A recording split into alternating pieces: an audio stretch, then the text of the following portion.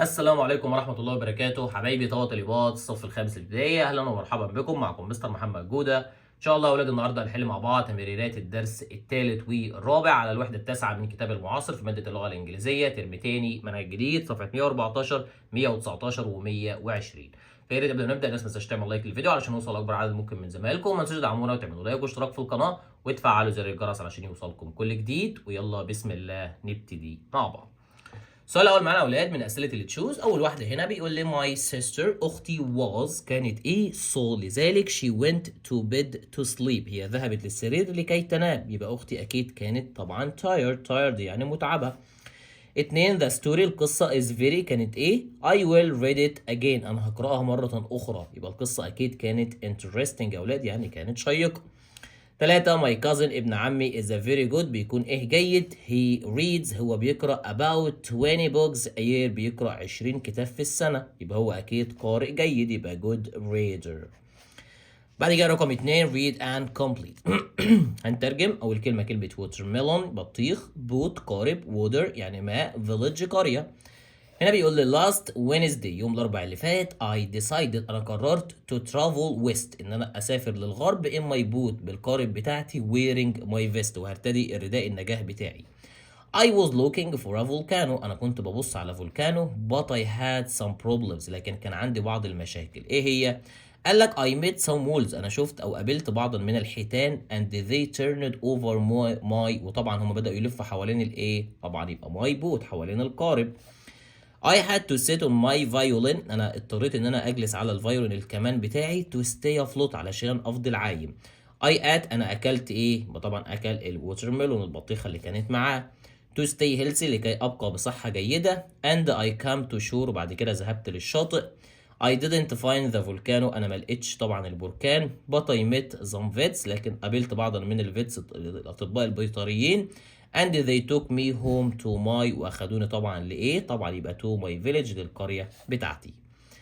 بعد كده رقم 3 read and put the words طبعا سؤال الترتيب.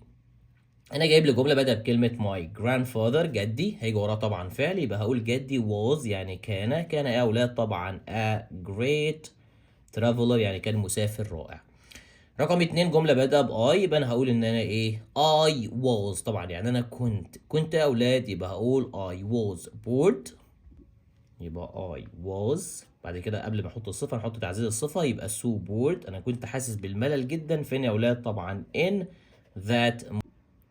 بعد كده عندنا نمبر 4 read and write سؤال التصحيح. هنا بيقول لي English is not الإنجليزي بيكون إيه؟ subject مادة. طبعا جايب لي كلمة amaze. طيب الإنجليزي ده إيه؟ أنا طبعا بتكلم على شعور خارجي هو اللي بيسببه يبقى طبعا أحط للصفة ing يبقى amaze ده هتبقى amazing. 2 history is a not التاريخ بيكون so interested نفس الكلام برضو اللي بينطبق على الإنجليزي بينطبق على التاريخ يبقى هنا هحط للصفة ing هتبقى interesting. بعد كده البانكتويت عمل الترقيم. هنا جايب جمله بادئه به اول حرف كابيتال حرف الاتش وطبعا جمله تنتهي بالفول ستوب. رقم 2 بيقول لي مس سلوى طبعا هنا عامله اول حرف كابيتال عندي كلمه سلوى اسم بنت اول حرف لازم يكون كابيتال وبرده جمله تنتهي بالفول ستوب. طب هنقلب ونكمل. بعد كده يا اولاد عندنا اسئله lesson 4 and 5. هنا طبعا اول حاجه معايا نص الاستماع listen and circle. هنا بيتكلم عن the dugong يا اولاد اللي هو حيوان الأطرم اللي بيكون موجود طبعا في البحر. بيقول لي the dugong is a not animal هو حيوان ايه؟ طبعا هو حيوان بحري يبقى هقول marine animal. 2 the dugong lives all his life in بيعيش كل حياته فين؟ طبعا كل حياته بيعيشها داخل المية يبقى هقول in the water. 3 it eats grass هو بياكل العشب from the not منين؟ طبعا بياكل العشب من السي بيد يعني من عمق او من اقل طبعا نقطة في البحر.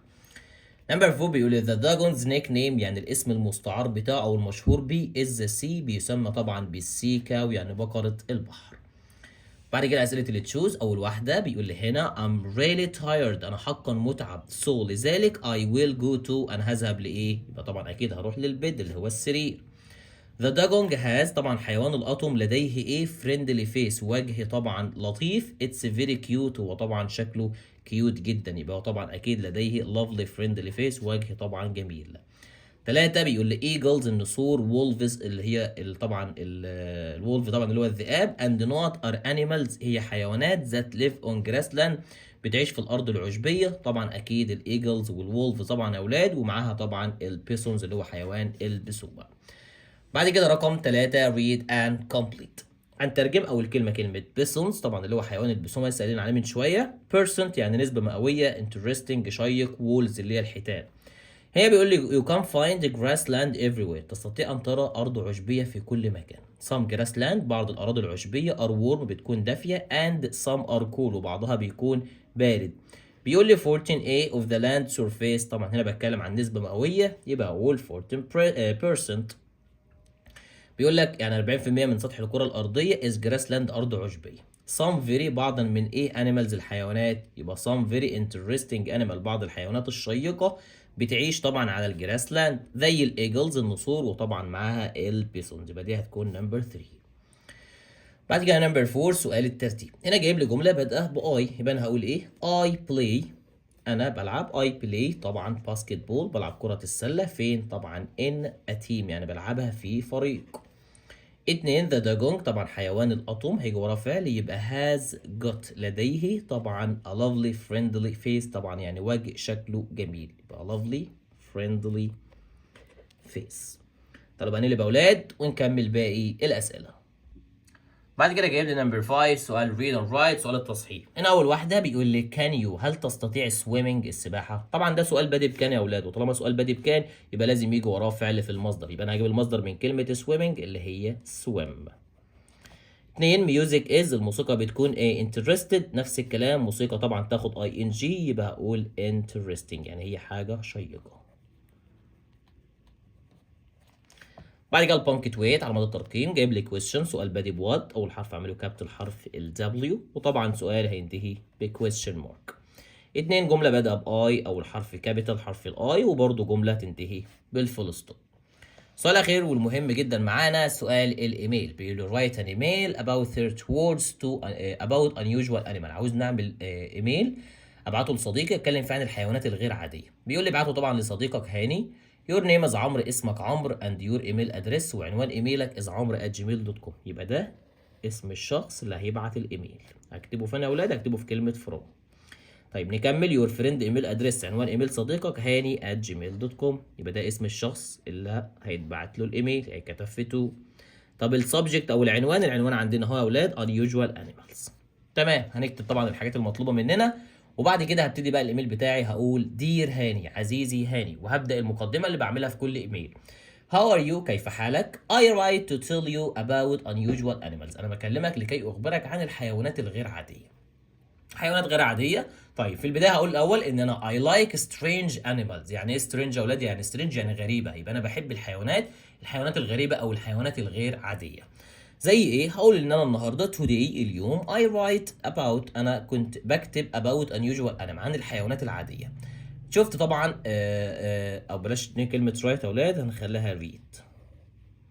ده كلمه write دي هخليها read، يبقى انا كنت بقرا read، انا كنت بقرا about unusual animal عن الحيوانات الغير عاديه.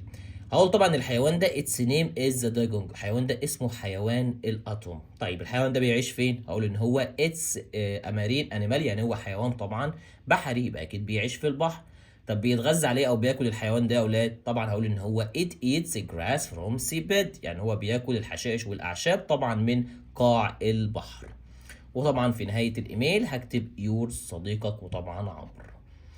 كده طبعا يا اولاد يبقى وصلنا لنهايه الفيديو، اتمنى الناس كلها تكون استفادت من الشرح، واتمنى لو في حد استفاد من الشرح ما ينساش يدعمنا ويعمل لايك واشتراك في القناه ويفعل زر الجرس علشان يوصلكم كل جديد. كان معكم مستر محمد جوده، والسلام عليكم ورحمه الله وبركاته.